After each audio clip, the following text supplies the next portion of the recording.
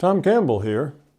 If you find something of significant value in our videos, please consider supporting their production through our Patreon account or through a one-time donation. The links are in the description below. Thank you and enjoy the video. Toby, please go ahead.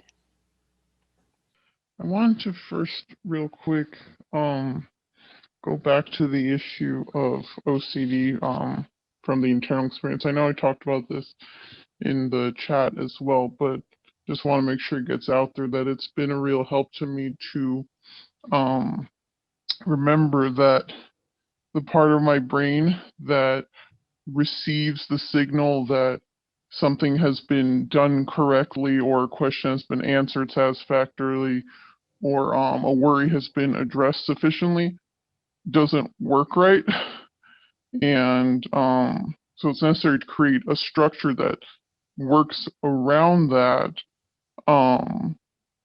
But this is while dealing with basically really, really intense anxiety. So whatever the thing you're worried about, you're also just like completely like breaks off fearful about it. That's the internal experience, and it takes dedicated hard work to deal with that each time it comes up. So I just want to make sure that was out there, sort of an understanding of how it is from inside the OCD data stream, so to speak. Yeah, well, the hard part is learning to relax, learning to just be yourself, right? Learning to say that, be authentic, be who you are, be yourself, and be okay with that. And if you have that kind of confidence that you're okay, then everything else will probably work pretty well. It's when you lack that confidence that you're okay that everything starts to fall apart. Well, sure. And if your brain isn't correctly receiving the signal that things are okay, it gets a little more difficult as well.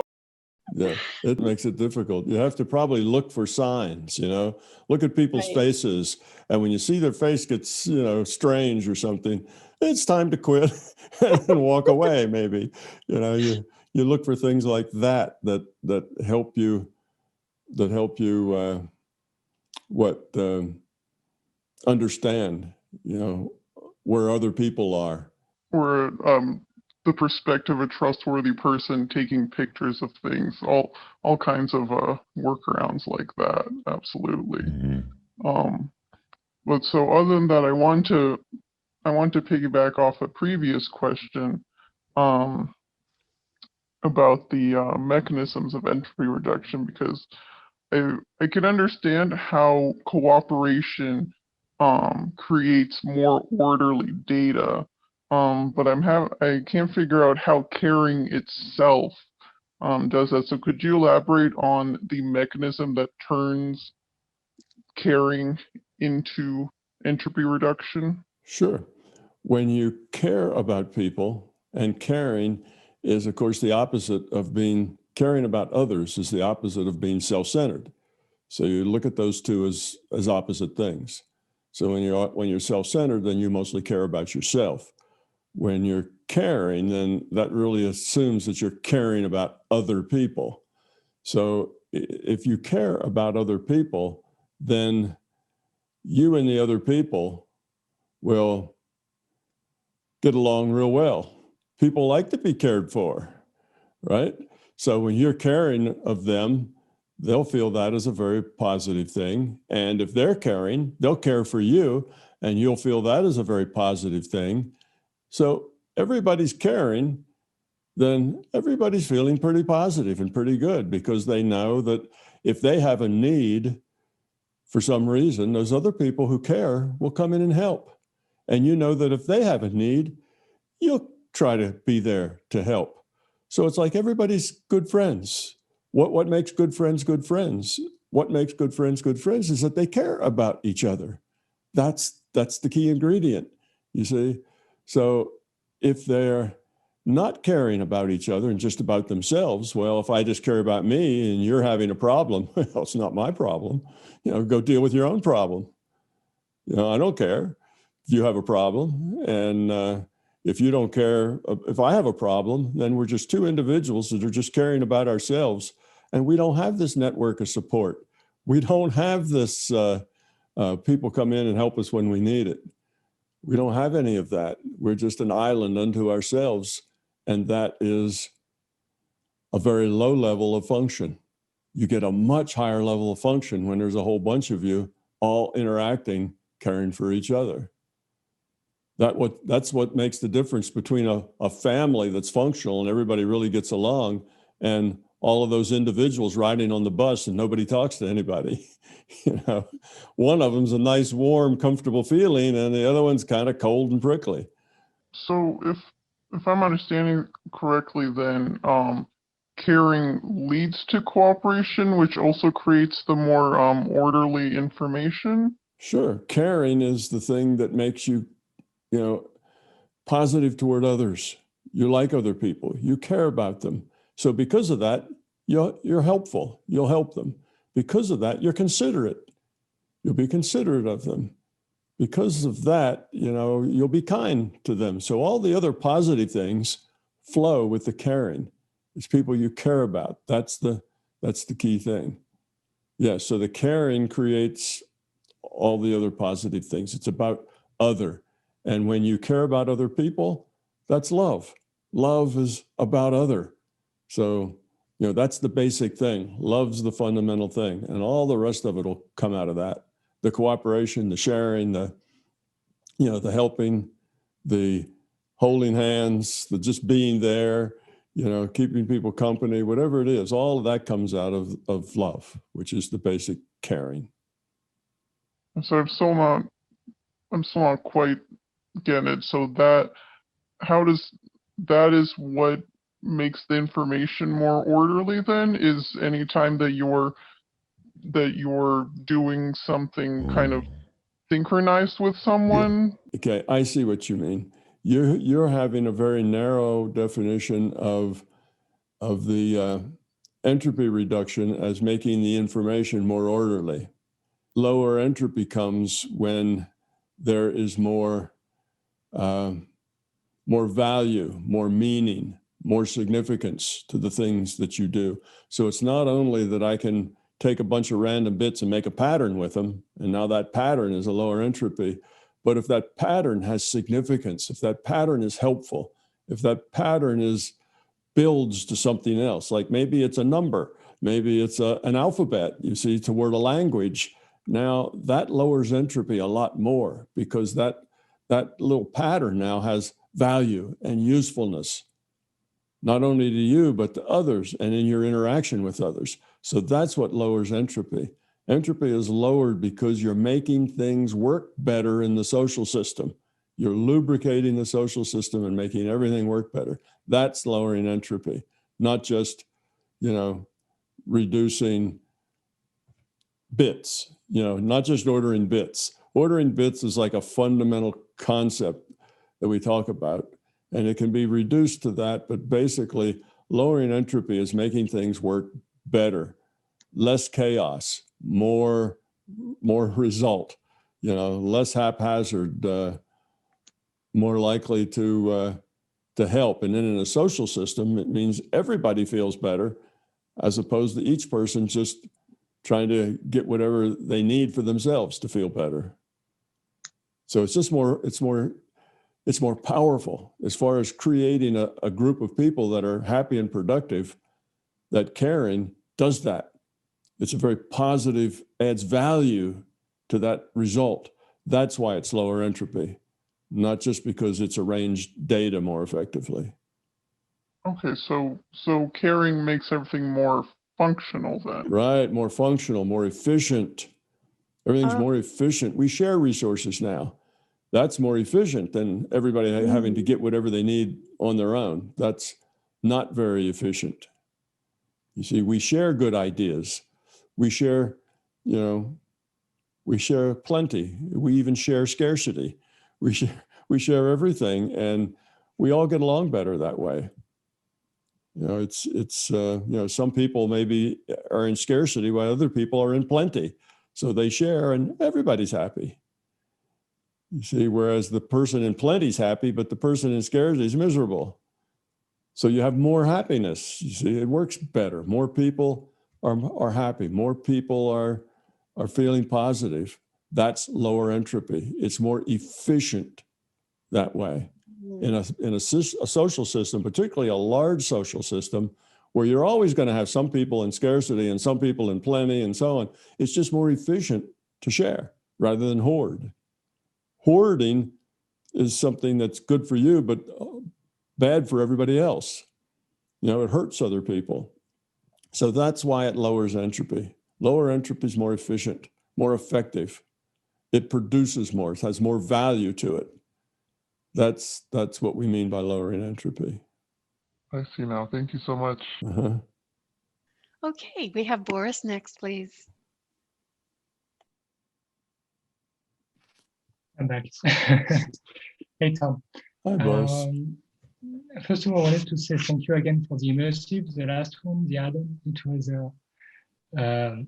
very deep, and I saw so much unfolding thanks to it, so I'm very grateful.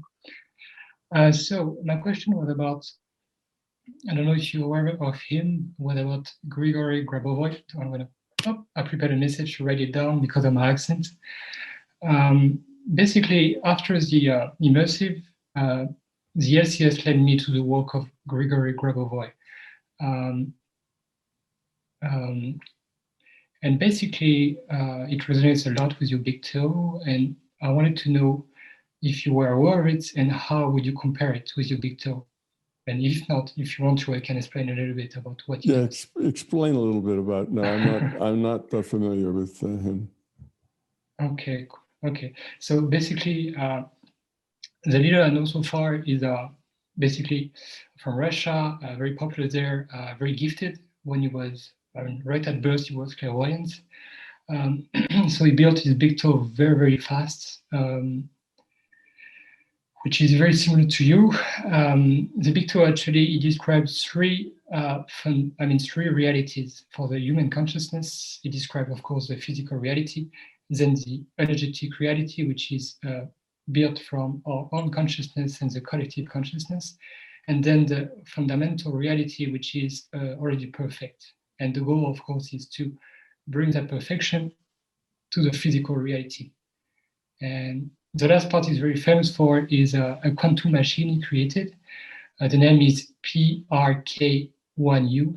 That's why I typed it in the comments, which amplifies the biosignal of your thoughts. So with this amplification, you can, I would say, normalize your electromagnetic field faster. So anyway, a lot of data. So I was I've been going deep into that, and I really love it so far because you really complete my big toe. And also the quantum machine is very effective. So I wanted to know how it resonates with you. For instance, the three-level realities and well, anyway. Okay. How does it resonate with me, and how do I think about it? I got a little bit from a little bit of a picture, but not much from what you said. Of course, I haven't studied it and I haven't read it, so my knowledge is very slight. But I think that anybody who is helping people become more positive and lower their entropy, basically, it's good. It's a good thing. And there are thousands of different paths that someone can take to get to the place that they're going, which is a low entropy consciousness, a high quality of consciousness. There's not just one way to do that. There's thousands of ways to do that. And an individual should pick a path that suits them, that they resonate with, that they like. That's important. And they may be with that path for a few years, and then they may leave it and go someplace else and get another path. That's okay too. It's not like you have to buy in for a lifetime. You use what works for you as long as it works for you. That is the better way to go. So you always have a certain amount of skepticism about everything. And things that are working, you're learning, you're becoming, you feel like you're growing, then you should do those things. So in general, I'm very positive about all sorts of different people doing all sorts of different things that help people grow up. They're all part of the solution. Now, some of these things also have downsides too. sometimes. And sometimes the downsides are minor, very minor, like maybe they use words and things that are, emotionally entrapping, that we're good, we're better than others, if they have that kind of downside to it. We're right, everybody else is wrong, that's a downside. So they can have their downsides, and they can have metaphors that are easier or harder. If your metaphors are really abstract, then it's harder for people to get it. If they're more concrete, it's easier for people to get it. But the concrete ones don't give as big a picture as the abstract ones. So you see, it just depends on who you are and what you relate to is important. Now, somebody who, and I don't know that I got this right, but if somebody were to tell me that they had a physical device that dealt with electromagnetic energy and it was going to make me a higher quality consciousness, I would be very skeptical, because the physical things you do are not going to make you grow up. It just doesn't work like that. You've got to do the work. You have to make the choices, and growing up is something that you do from the inside out, and no amount of devices, physical devices, doing anything to the physical body is going to help you grow up. But now all kinds of devices can help all sorts of things. And most of that has to do with the placebo effect. If you say, here's a device and it's going to help you do this or that, and that's a positive thought, you have that positive thought and it works. That stuff happens just like they said it would, because you have this positive attitude toward it. You take it positively, you use it positively, and it's going to work. I can remember a time, I don't know, a long, long time ago, right, in some other universe, that they had therapy that was called, what was it? Basically, the therapy was a heat therapy. They shine a red light. They shine a red light on your aching knees. Okay, and it was some kind of the red light was supposed to do, I can't remember the name of it, but it was supposed to do a lot of healthful benefits. And that's infrared. Yeah, it was an infrared thing, but there was a particular name for it in medicine anyway. Well, that caught on, and when it caught on, a whole lot of physicians bought into that. They bought the devices, and people would come in and sit in the booth and get the red light turned on them and other things. And for a while, it was very effective. Eventually, some people doing very intellectual research on it, get up 1,000 people who have had bad knees and shined red lights on it, and control groups and that sort of thing. They said it wasn't effective. And it wasn't too long after that before it didn't work anymore very well for the doctors. You see, so it was effective medicine for a while because the doctors were positive. The doctors were saying, hey, this is this new technology and it's really going to make your knees feel better. And it did. And then the doctor said, well, I'm not so sure about this technology. It may not work. And then it didn't. So there are lots of physical things you can do that can affect non-physical things like your attitude and your positivity and lots of other things. So I won't say there's no connection there. There are connections, but you're not going to get irradiated with microwaves and suddenly have a higher quality of consciousness. That isn't going to work. You got to earn it. So I'm in favor of anything that helps people grow up, because you can always be with that path for a while, and then when you outgrow it, you can move someplace else. Take from it what's good for you at the time. Once you feel like it's a drag, or you're in a trap, or you're kind of stuck in a space and you can't seem to get out, it's not getting any better and so on, then it's time to move on. It's time to back up and say, oh, let's try something else. So the only bad thing about getting in a groove with a particular set pattern way of doing things is that you will forget to back out when you need to. You'll think, oh no, I'm committed to this and this is what I'm doing. And okay, it's not working now, or it kind of doesn't feel good now, but I'm part of it, then that's a risk when you join an ism or a particular group, that you'll kind of get stuck in that rut. But as long as you stay open to, is this working for me? Good. If it's not working for me so good anymore, do something else. Then it'll never hurt you. You'll always leave if it turns sour on you, or if it just isn't effective for you anymore. You'll change, and what's effective for you will be different as you change who you are. So that's a real general opinion that I have almost about everybody. There's lots of people in the self-help world that are trying to help people heal and grow up some. And at the very worst, they're helpful with a placebo effect. At the very best, they actually help people grow up. It's all good. Yeah, I could probably tell you something more specific if I knew more about this person, but I just don't know enough to really be very specific. Good answer. Thank you, Tom. Saul, please go ahead. Thank you so much. Hello, Tom. Hi, everyone.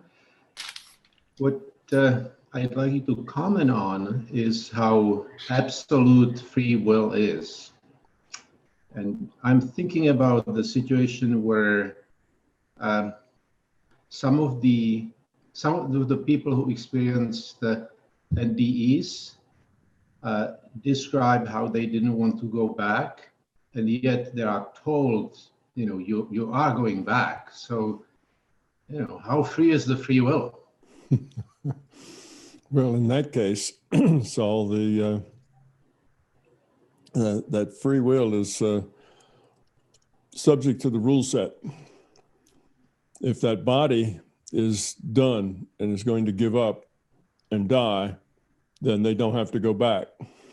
But if, according to the rule set, that body's going to keep on chugging and is going to survive, then they have to go back. That's that they don't get to ask. I guess they don't get to make that choice in the middle of a life like that. Okay, they are given anesthesia. The system kind of sends them a data stream, gives them something usually very magnificent to experience. And then because they experience this magnificent thing, now they don't want to go back to their life. They're just going to drop that life because this thing they just experienced, it was just so much better, so full of love and so full of peace and harmony and all the good things. They just want to stay there. And that, that's like if you had a beautiful dream, and in your dream, the system gave you that kind of an experience, and then you get to decide whether or not you want to go back. It doesn't work like that. It's just up to the rule set. If your body's done and that's the end, then you don't have to go back. Okay. But if it isn't, then you do. All right. What threw me off is what you always talk about, how as we are preparing for another incarnation, if we do not agree with the choices that we are provided with, we do not have to take them. Yes. But I think you answer my question, because we are not at the middle of our lives at that point. Exactly. We are in between. So this is what the difference is. Right. We're caught in the middle of another process. That NDE occurs right in the middle of another process that we're working on, and it's not appropriate just to step out of that process because you found something better. You're in a process, and you need to live that process and make those choices. So that's the difference. Whereas at the end of your life, and you're looking for another one, well, that is part of your process. Finding that other one is on your road to the next thing, and you can always say no. Exactly. It's a little. That's the difference. Right. I got it. Thank you. Mm-hmm. Thanks, Saul. Greg, you're next. Hi, Tom. Hi, Greg. So today there's several questions talking about this love, like growing towards love. And what I've been thinking about lately is, it seems that any consciousness's ability to express love and be love is also dependent on certain functional constraints that it has, like how much memory it has and how much processing power it has, how much imagination it has, things like that. Mm-hmm. So it seems like a lot of MBT is talking about us making better choices so that with what we have now, those resources that we have now, we make them more loving. But how does the process of evolution work for consciousnesses to also have more resources? Well, when you incarnate into a particular situation, like into a human avatar, then you end up, according with that rule set of human biology, those rule sets in human biology, you end up with a certain kind of capacity. And I'd say, let's talk about that in terms of decision space. There's a certain space in which you can make decisions, things you're aware of, choices that you have. And that's different than if you decide to incarnate, as a chicken, and you have a different set of, different decision space and the choices you can make. So there are more limited and less limited avatars that you can incarnate to. So as consciousness explores a particular avatar, it does that at a level that is not too easy and not too hard. It's something that it can deal with the decision space it has profitably and not get overwhelmed. At the same time, it's got enough decision space to challenge it so that it can grow. So that's kind of the space we get into as being humans. But now that rule set has a lot of variability in it. There's lots of diversity that can come out of this rule set. There's lots of randomness that's in the rule set, particularly when you're mixing an egg with a sperm. What exactly comes out of that, is a toss-up with probably billions or trillions of possibilities, how that might come together. That's why every one of us on this planet, even though there's billions of us, we're all unique, because there's just lots of unique ways that it can work out. So if you fall under the fat part of the curve, then you're pretty normal by definition of what the word normal means, and you have a pretty generous range of possibilities that you can grow into. If you happen to be, let's say, severely mentally retarded or born with, certain handicaps or limitations, then your decision space is smaller. If you're just born, say, with no arms, then your decision space may not be any smaller. It's just different. There's a whole different set of things that you have to deal with than if you had the arms. It still may be about as large, although there's certain things physically that you won't be able to do, perhaps. But that's a small part of growing up, is the things that you physically can't do. So anyway, there is different levels of capacities with consciousness. And, bumblebees, I think, are probably conscious. At least from my observations, they appear to be conscious. So what kind of decision space does a bumblebee have? What kind of capacity does it have to grow toward becoming love? Well, of those few decisions that it has, it can make decisions that are cooperative or caring or ethical, if you want to put it that way, or moral, or it can make self-centered ones. That's what having decision space means. It's not hardwired. It actually has choices. It can do it this way or it can do it that way. And it gets to make better choices or worse choices. But its range of choices, its depth of choices is very limited compared, say, to a human. So it's not going to take as big as steps. It's going to take very small steps. But it may take steps to the point that it's already gotten about as much as it's going to get out of a bumblebee's capacity to learn, in which time it's liable to step up to something next time as a larger capacity. It may not just be stuck in bumblebee forever. so that you can, as you evolve, incarnate into forms that are suitable for your growth. Does So that? Go ahead. Well, so if the avatar is a big part of what's causing this limitation, then what is the limitation on these things when you're not incarnated into an avatar? When you're not in an avatar, then you have probably a much smaller set of choices, and the choices are probably less significant. No, I'm saying probably because, one could dream up all sorts of exceptions perhaps, but in general, if you are back in the chat room, the significance of your choices becomes a lot smaller. You don't have a whole lot of life and death choices in the chat room. You don't even have a lot of very, very interesting choices in the chat room. It's all pretty much, bland vanilla, because that's just the nature of sharing information. There's not a lot of things not a ways you're going to affect other people, and not so many ways that they're going to affect you, at least nothing too dramatic anyway. So when you're back in the chat room, your choices now are, what am I going to say and who am I going to say it to? Primarily.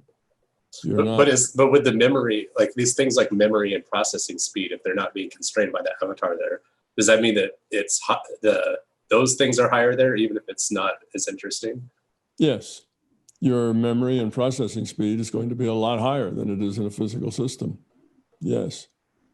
But the thing is, it's like when you type on a keyboard, you don't need a whole lot of that computer's, a billion bits per second. Just isn't all that useful typing on a keyboard, because you're just not using that much of it. And I think mostly when you're in that big chat room, you have this much greater capacity in memory and speed, but you don't have a whole lot to do with it. You're just typing on a keyboard, because choices have to be things considered. They have to be, I could do this or I could do that. What are the consequences? Where is that going to go?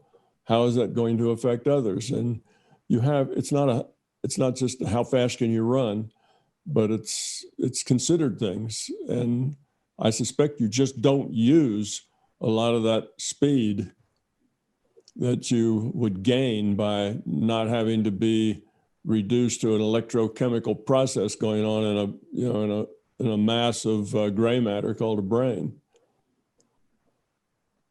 Okay. Thank you. Mm-hmm. Marla. Hi, Tom. Hello, Marla. I want to go back to what you were talking about with Nambata for a minute, the aversion to diversity. And I wanted to know if there's this, what's the addiction? What's the addiction to perpetuating fear? Is there, is it this image? Is there a chemical imbalance? Why? What's happening here? Yes, you can get addicted to your fear. And what happens is that, as you've heard me say, the mind leads and the body follows. So let's say that you are if you were a very negative person, then, or let's say there is a negative person. I don't want to get prejudicial about how you are, but if you take a very negative person, and because they're negative, because their quality of consciousness isn't so high.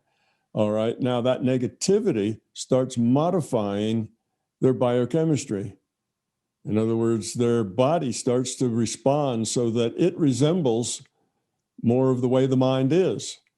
So because you're negative, then let's say your levels of serotonin or your levels of oxytocin or whatever start to decrease, because that goes with being negative. It kind of works. So the body supports that. So now, you not only have that negativity that was there in your consciousness, but you have a physical system that supports it. Now you don't want to be negative anymore. Well, you can change much more quickly in the consciousness realm, but your body isn't going to turn on that dime. Now you're going to have to work at that positivity and keep it steady and keep it strong until you change your biochemistry again to produce all the right biochemicals in the right amount at the right time to support that happiness. So what the body does is gives us inertia, if you will, slows us down, makes the change a slower change, gets us down to physical time. So we can't just zing around, like, well, for this microsecond, I'm happy. Now for that microsecond, I'm sad and I'm depressed. And, oh, well, a minute later, I'm happy again. And we can't just zing around like that. If we get negative for a long time, then we've got to work out of that hole. And if we get positive and are positive for a real long time, then we can probably take a lot of negativity before we sink down in that hole, because we've got a lot built up. So we can put up with a lot of negativity and still be smiling and still be pretty happy. So it's your cup runneth dry. When your cup is empty, then it takes a while to fill it up. When your cup is full, it takes a while to drain it. And that's because the mind leads and the body follows. So there is I don't know what I'd call that an addiction, but there is an inertia there that you can get stuck in a negative space. And that requires you to stay positive long enough to get out of that space. Otherwise, yes, the body tends to drag you back down into it, because that's what you've created.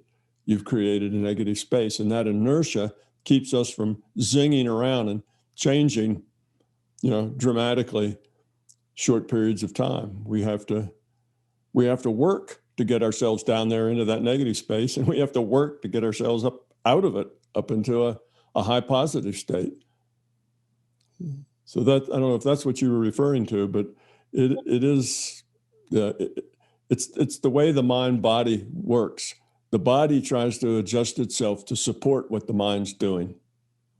Well, I'm just trying to wrap my mind around groups and conversations and radio programs and television programs that continue to perpetuate this fear, if we're in low entropy and we're having a great conversation and we turn a channel or we turn the radio on and we have that there, and they're being paid to perpetuate something. So I'm looking at that because, Yes. I'm not really a negative person. So I'm looking at the conversation of what how that affects us and what that's about. Okay. Well, that affects us depending on how we relate to it, depend on how we internalize that conversation.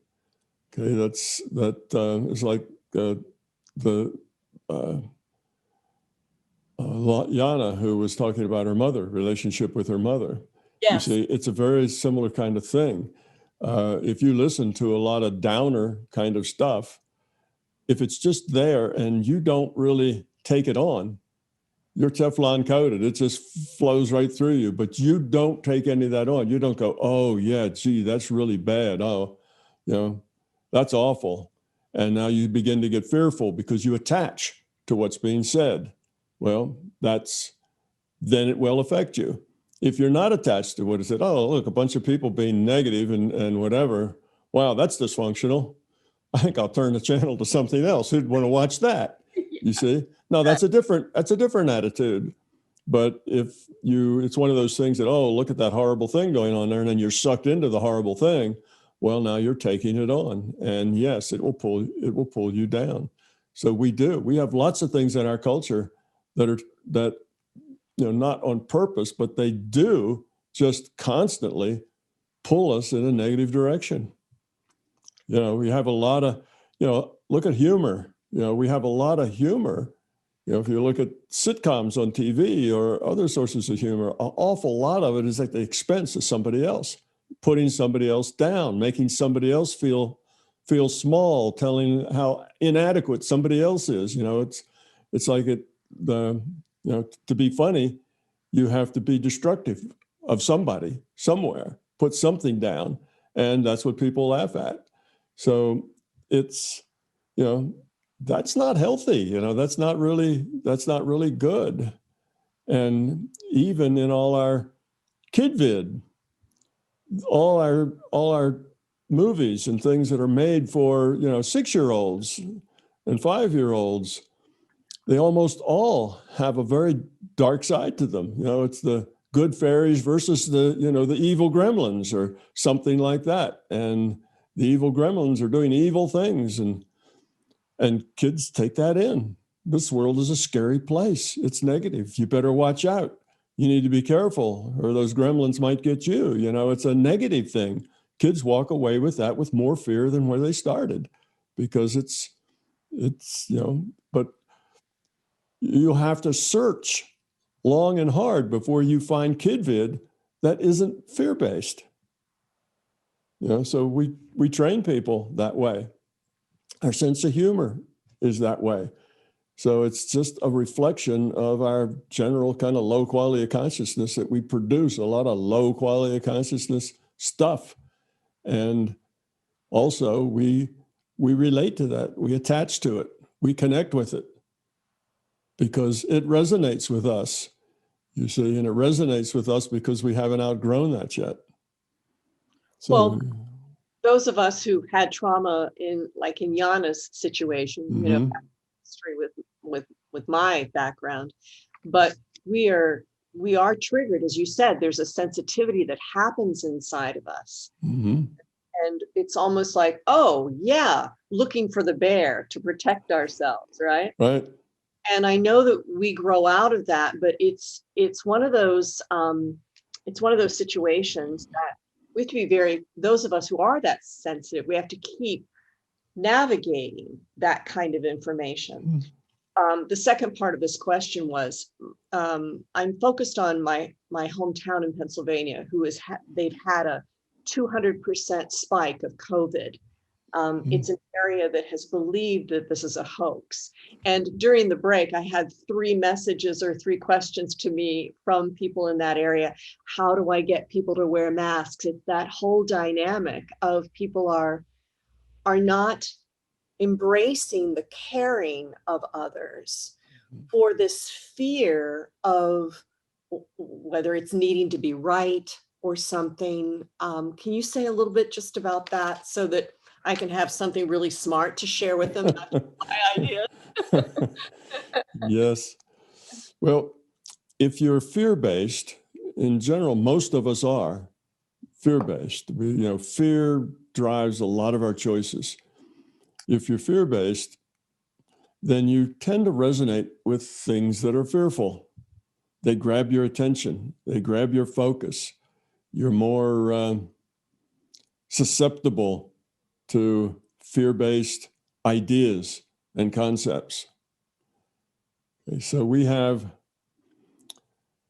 a lot of people who, through the internet and talking to each other, have exacerbated their fear. And their fear tends to be, I don't know, what do we call it? Sociopathic? And maybe it's not the right word, but their fear tends to be that the society, the government, the powers to be, whoever they are, the guy who's the puppeteer, these sorts of things are all very scary, and they're all very negative, and they're all big, and they're all powerful, and you're small and you're not so powerful.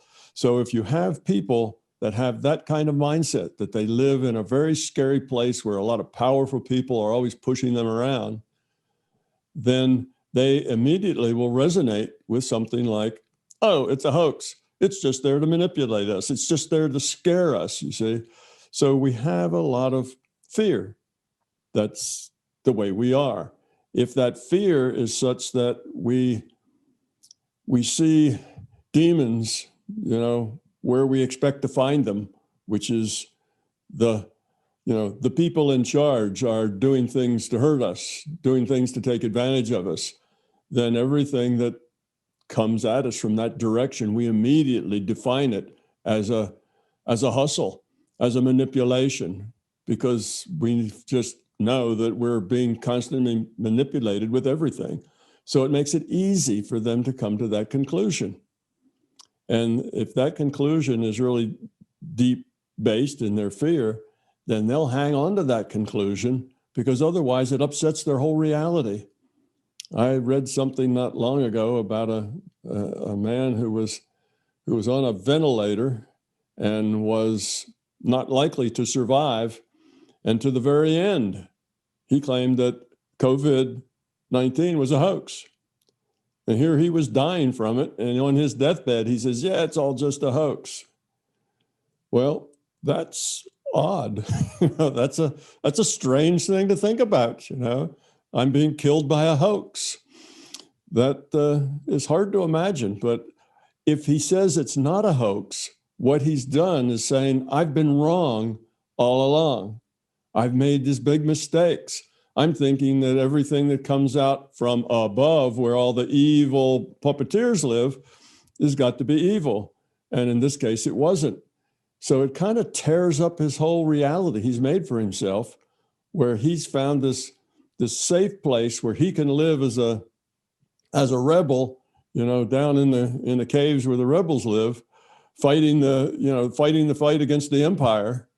And now suddenly he finds out that, the empire's not all bad. The empire actually got it right this time. The empire isn't just evil, but it's some evil and maybe some other stuff too. That undermines his whole reality base, and people don't want to go there. So right to the end, it's a hoax, even though it's killing me, because otherwise you tear up your worldview, which is also scary. So that's what's going on. It's just that we have a lot of people attuned to the negative. They all grew up on KidVid that was scaring them, all about the negative, all about the big monsters that are, it's the king and the queen, the evil queen, who's doing things. It's always the people in charge that are the evil people. And it's the little people at the bottom who are the good people. And so you get that when you're 5 years old and 6 years old, and eventually you believe it. And then you get old enough to go on the web and you find all these conspiracy theories about how, all the special, important, big, and rich people are manipulating your every move and your every thought. And now you and your little band of rebels, are planning to fight back from within your hiding place. And you get in that mindset because that's what our movies tell us. That's what our culture tells us. That's what our TV tells us. Actually, a lot of books tell us that same thing too. That's the mindset. So people just grasp that. And it's not that these are evil people. It's not these are people that are just so self-centered they can't think about anybody but themselves. These are people who live in a different reality than we do. They live in a scarier place that is manipulating them. They live under the auspices of the evil empire. And that's their mindset. So it's interesting because you can have neighbors and you can have friends that are in that camp, but they're nice people, and they do care about others, not just themselves. Yeah. But they're in that same camp. So you wonder how could they be there? Well, it's because they live in a different reality than you do. They live in a reality that is subjugated by the evil empire. And they see themselves differently. They define everything differently. And our internet, our conspiracy theories, our I don't know, the movies and books and so on, a lot of them push us in that direction. And why are those books and movies so successful? Because people relate to it. Yay, the rebels are going to beat the empire. Yay. That's something you relate to. So that's why they're successful. So they produce more and more of that. You get more and more people in that mindset. And yeah, it's a problem that we have half of the population lives in a totally different reality from the other half. How does that happen? Well, it has to do with mass media and internets and things like that can change opinion and change attitudes in weeks and in years. It never happened. Like mostly before, we all lived in at least a similar reality, but not so much anymore. It is a difficult problem, but these are good people. They're not nothing. These are not evil people that are trying to destroy things. They're good people. They mean well. They're even caring people. They may even be empathetic people, but they're trapped in the reality that they have made for themselves, and that's just the way that reality looks like to them. And to tell them that your reality is wrong doesn't work. You're not going to do it. That is their reality. That how they have interpreted the information they get. And somebody can come in and tell you your reality is wrong, but that's not helpful. And you can tell them, well, you're being self-centered. And they'll think, I'm not self-centered. I care about people. And it's true. They are not self-centered and they do care about people, but they're still stuck in this reality with that viewpoint. So it's a very difficult thing to deal with. Once you create a large segment of your population that lives in a vastly different reality, from each other, then how do you fix that problem? You see, it's not easy to change somebody's reality. Well, thanks. Well, we listen to you. That's what we do. So thank you so much. Tom Campbell here. I and MBT Events hope you liked this video. We now have well over 1,000 hours of free video on this user-friendly, ad-free YouTube channel. Though these videos are free to our viewers, they represent many thousands of hours in production and editing, and many thousands of dollars invested in video and audio equipment, along with the required computers and software to store and process the raw video into finished products. So far, all of this content has been funded directly out of our own pockets. Be assured, we will always continue to do what we can. It's our life, our purpose, a labor of love that we will continue to pursue as best we can. However, those pockets are not as deep as they used to be. Thus, we are now seeking to augment our resources with support from our viewers. If you find something of significant value in our videos, please consider supporting their production through our newly created Patreon account or through a one-time donation. The links are in the description below. Thank you.